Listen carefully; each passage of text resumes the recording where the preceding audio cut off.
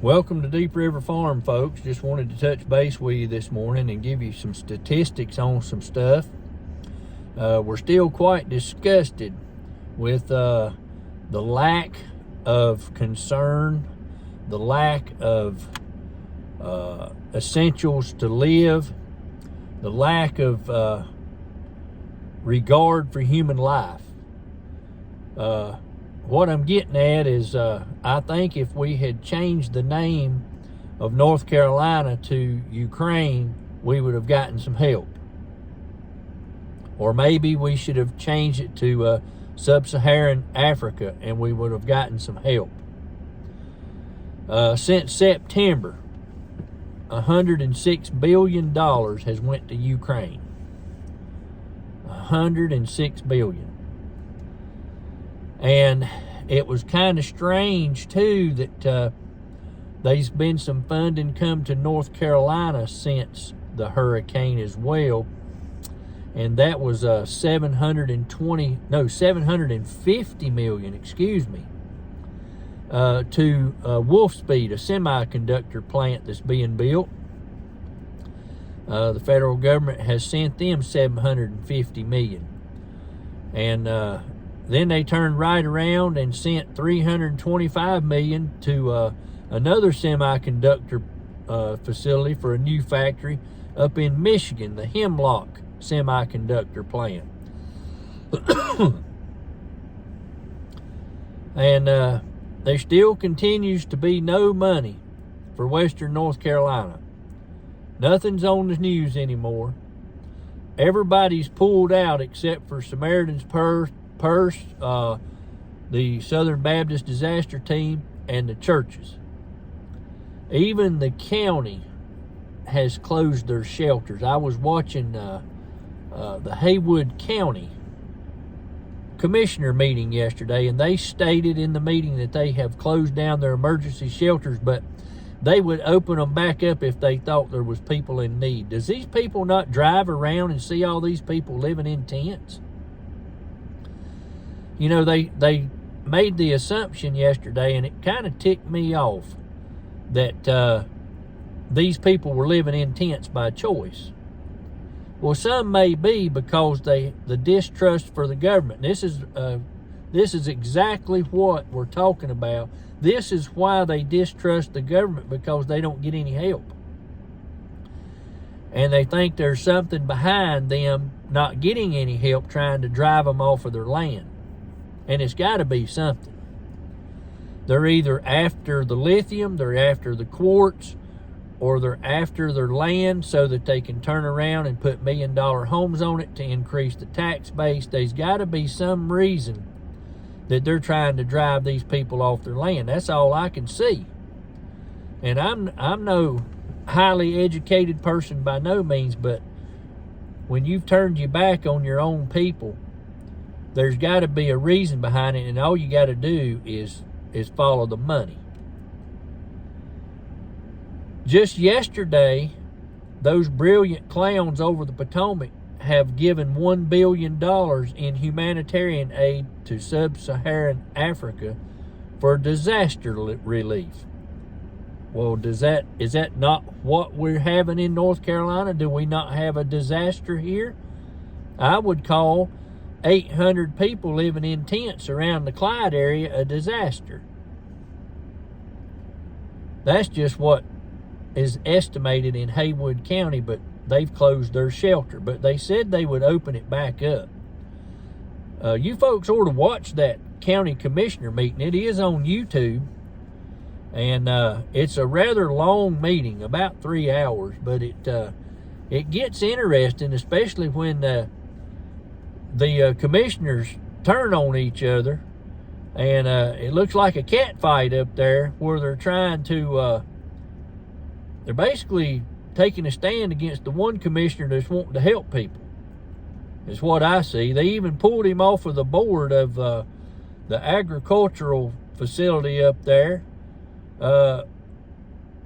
It looks like because he was wanting to try to help people get under the shelter and bring in some campers and let the county,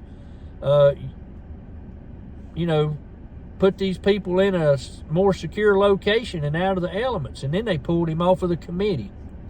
That's just, I think they tried to make it look like they was more comfortable with this other guy, but I believe there was more to it than that.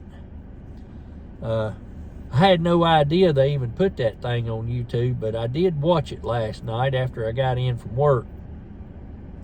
I played it, and I was listening to it as I was eating and everything else, and it got rather interesting. They had several people come in and speak, and I had no idea that Eustace Conway had actually written a law that was passed unanimously in the state legislature about primitive camping.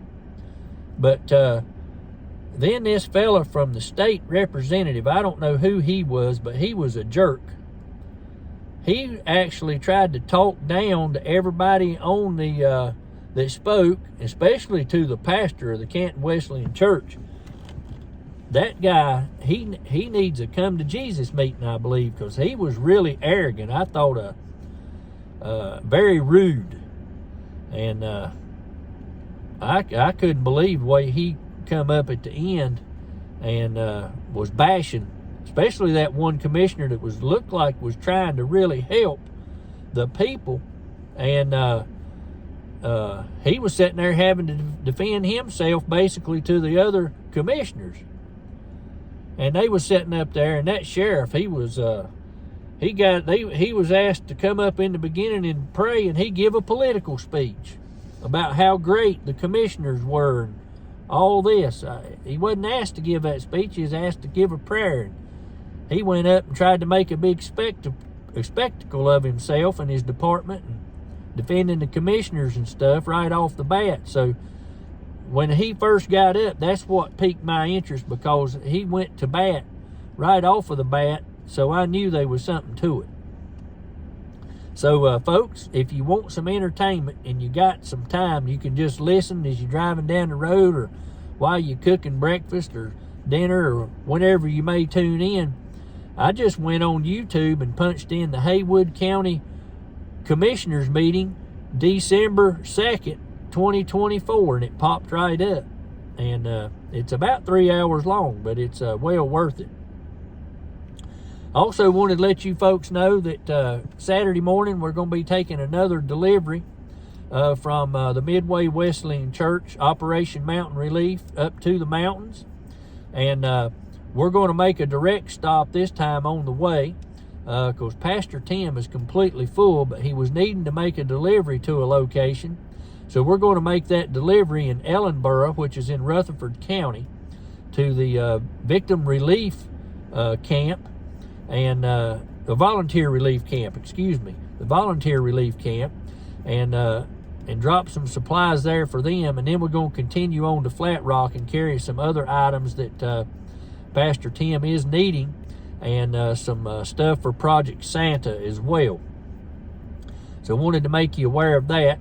And then myself and Brother Bud are going to go on up into the mountains on Saturday and do some more delivering, and take a look at the operation up there in Burnsville with what's going on there, and try to let you folks see some more people helping, and where our deliveries are going, where all your donations are going throughout the mountains.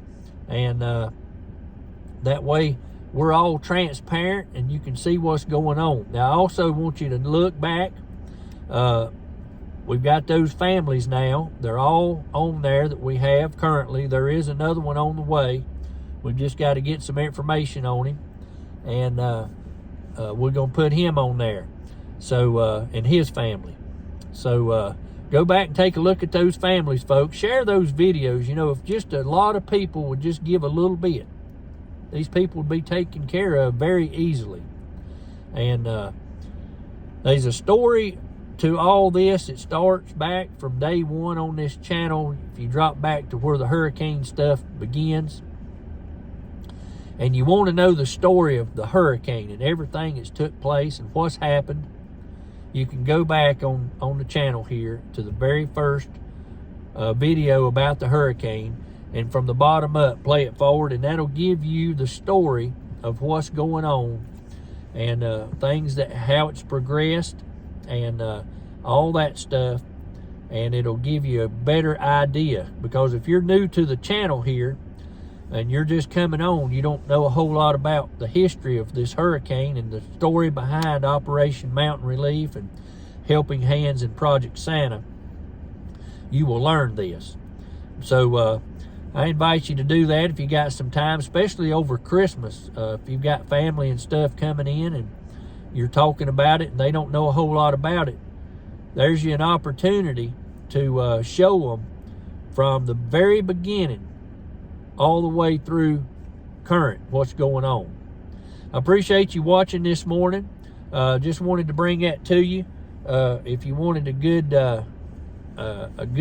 going on of what they're doing in that county, and it's getting pretty bad. It's just got the weather alert. It's going to be down to 10 degrees in the mountains tonight, and those folks that are in tents, we've give out a heater to everybody we know that needs a heater.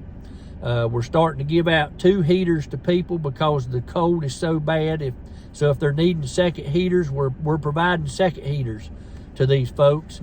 We wanted enough to go around to everybody to start with, but now we're putting on additional heaters to people because the cold is so rough and we don't want to lose anybody.